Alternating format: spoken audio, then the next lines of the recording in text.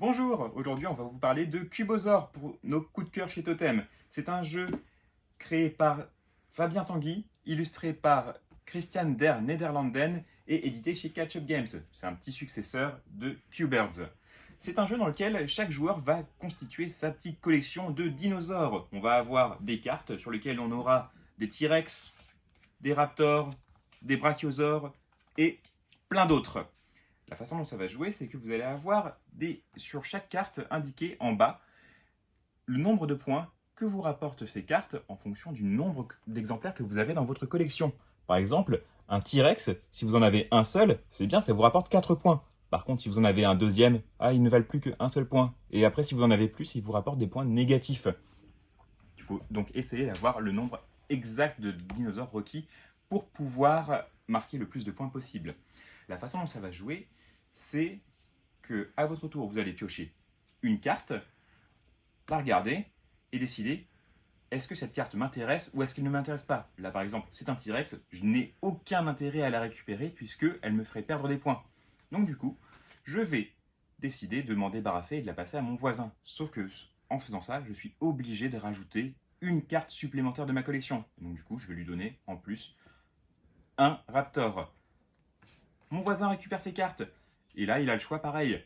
Est-ce qu'il décide de garder les cartes que je lui ai données ou bien est-ce qu'il décide de les passer également à son voisin? À ce moment-là, il doit également rajouter une carte de sa main, mais il ne peut pas prendre de carte identique à une qui lui est déjà passée. Et on continue comme ça jusqu'à ce qu'un joueur décide d'accepter les cartes qui lui sont données ou bien n'ait plus le choix puisqu'il n'a pas d'autres cartes à rajouter et soit obligé de prendre toutes les cartes. Ça peut revenir à l'envoyeur qui avait déjà refusé la première carte qu'il avait piochée. On continue comme ça jusqu'à ce que la pioche de cartes soit épuisée et ensuite on compte les points et on regarde les collections de chacun. À noter, il y a des dinosaures qui sont un petit peu particuliers, notamment les raptors. Eux, ils ne vont pas fonctionner en fonction du nombre de raptors que l'on a, mais on va devoir essayer de les mettre en couple. Il faudra associer à chaque fois un raptor noir avec un raptor gris. S'ils ne sont pas mis en couple, nous rapporterons des points négatifs. Il y aura également les cartes avec les œufs. Celles-ci, pour marquer des points avec, on va devoir être le joueur qui a le plus de dinosaures de la couleur demandée. Si ce n'est pas le cas, on obtient des points négatifs. Si c'est le cas, on obtient des points positifs. On note également qu'il y a une petite variante dans laquelle on va utiliser des petits jetons d'ADN.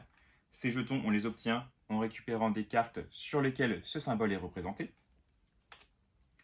Et quand on a ces jetons, on peut les dépenser pour activer des petits effets spéciaux. Soit des effets qui s'appliquent en cours de partie, ou bien des effets qui nous rapportent des points supplémentaires à la fin. C'est un jeu vraiment très très sympa. Pas mal de fourberies, pas mal de calculs.